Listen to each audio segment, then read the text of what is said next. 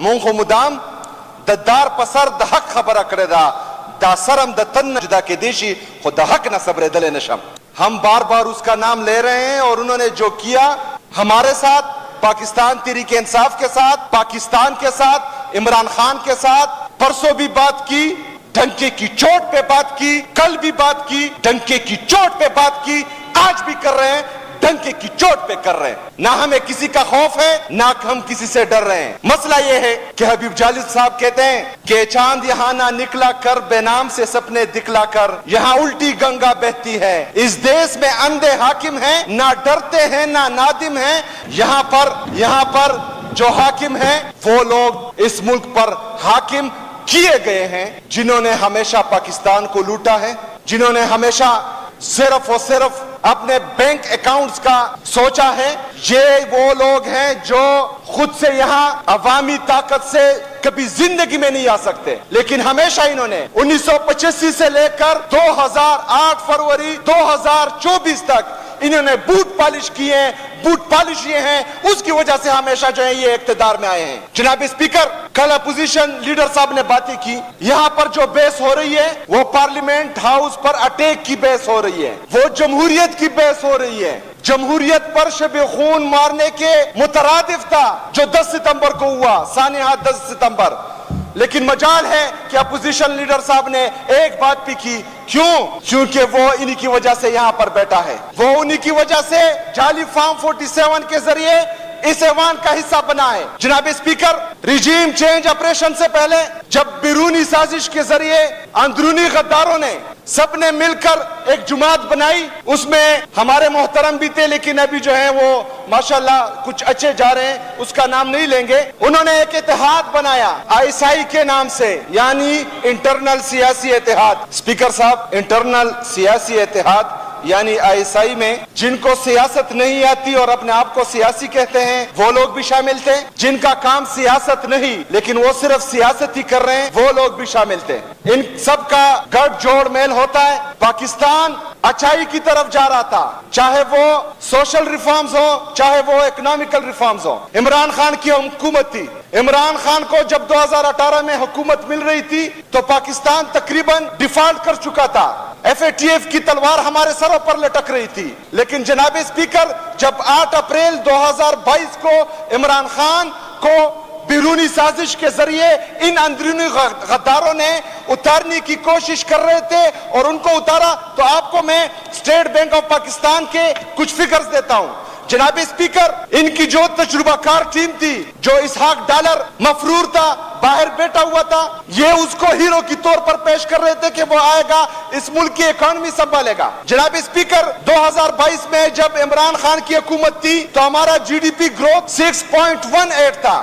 جب یہ تجربہ کار ٹیم آئی یہ وہ GDP گروتھ 0.2% پر لے کر آئے تھے. جناب speaker, inflation consumer price index پہ ہماری حکومت میں 12.7% اور سینسٹیو پرائس انڈیکس پر 14.2%. ان کی تجربہ کار ٹیم کنزیومر پرائس انڈیکس پہ 29% اور سینسٹیو پرائس انڈیکس پر 45%. فورن ایکسچینج ریزرو ہم 16.3 بلین تک لے گئے تھے، ان کی حکومت آتے ہی 4.2 بلین ڈالر پہ آ گئی.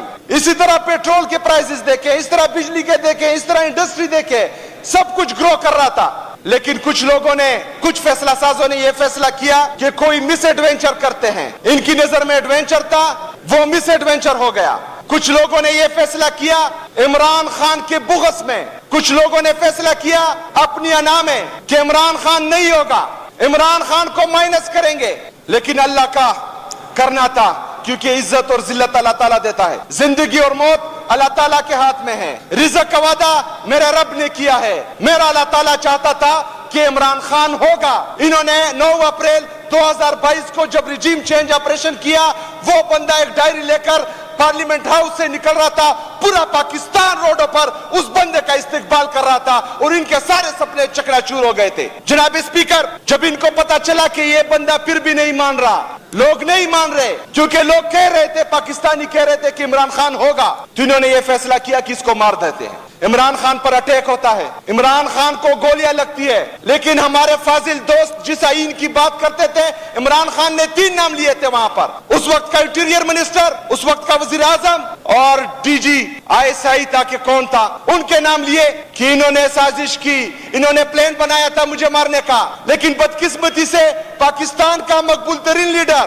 पाकिस्तान का साबका वजीर आजम, उसकी FIR दर्ज नहीं होती। स्पीकर साहब यहाँ पर आईन की बात कर रहे हैं, वो मुद्दी था, खुद कह रहा था कि ये इक़दाम कत्ल है, इन्होंने मुझे मारने की साजिश की है, इक़दाम उठाया है, लेकिन उसकी FIR नहीं हो रही थी। तो फिर किस आईन की ये बात कर रहे हैं? जनाब स्पीकर, वो निकला फिर रोडों पर अपने जख्मी पैर से, उसने अदालतों का दरवाजा खटखटाया, असेंबलियों से इस्तीफा दिए, खैबर पख्तूनख्वा असेंबली और पंजाब असेंबली और कौमी असेंबली। इमरान खान ने कहा कि आईन में लिखा है कि 90 दिन में इलेक्शन होगा, लेकिन इलेक्शन नहीं हुआ।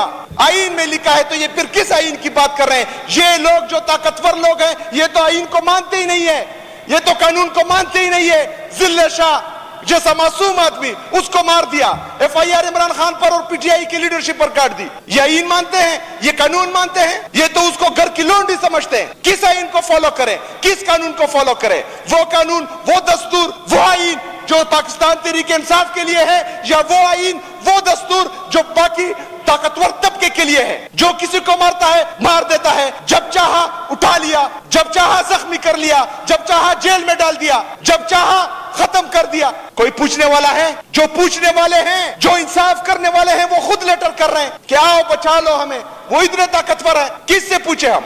किस आईन की बात कर रहे हैं? हमारे रिजर्व सीट्स, यहाँ पर ये सीटें खाली हैं, फीमेल्स नहीं दे रहे, हमारा इंतखाबी निशान छीन लिया। किस आईन की बात कर रहे हैं? हमें जलसा करने नहीं दे रहे। स्पीकर साहब, जिस जलसे की मैं बात कर रहा हूँ, 22 सितंबर लाहौर में जलसा होने जा रहा है। कुछ बोने जिन्हें जुमा 8 दिन नहीं हुए सियासत में आए हुए, ना तकरीर करने का तरीका आता है, ना बात करने का सलीका आता है, रोजाना टीवी पर बैठ जाते हैं। एक तो वो बड़े मुंह वाला जो इस सिस्टम का नाजायज सेनेटर है, पता ही नहीं लग रहा किसका असल नस्ल क्या है, वो हमेशा भौंकता रहता है। दूसरा, इन्होंने जो है वो बंदर पाला हुआ है, वो बोलता रहता है। वो स्पीकर साहब बोलते हैं कि पठान लश्कर कशी कर रहे हैं। वो रोजाना टीवी पर बैठकर ये बात कर रहे हैं कि पठान लश्कर कशी कर रहे हैं। मुझे ये बताया जाए कि हमारे फाजिल दोस्त मेरे नजदीक भी आ गए हैं, बैठ गए हैं, कि यही आईन मुझे इजाजत देता है कि मैं जलसा करूं, यही आईन मुझे इजाजत देता है। राइट टू असेंबली, कोर्ट के आर्डर्स होते हैं, फिर भी ताकतवर लोग जो है वहां रास्तों में कंटेनर लगा देते हैं। स्पीकर साहब, ये बहुत इंपॉर्टेंट बात है, इस बात की सेंसिटिविटी को आप समझें। वो बार बार कह रहे हैं कि पठान लश्कर कशी कर रहे हैं पंजाब पर। मैं उनको ये बताना चाहता हूं कि यही आईन, यही कानून मुझे इजाजत देता है कि मैं वहां पर जलसा करूं। सिर्फ वहां पठान नहीं आएगा, वहां पठान भी आएगा, वहां पंजाबी भी आएगा, वहां सिंधी भी आएगा, वहां बलोची भी आएगा, वहां IJK के लोग भी आएंगे,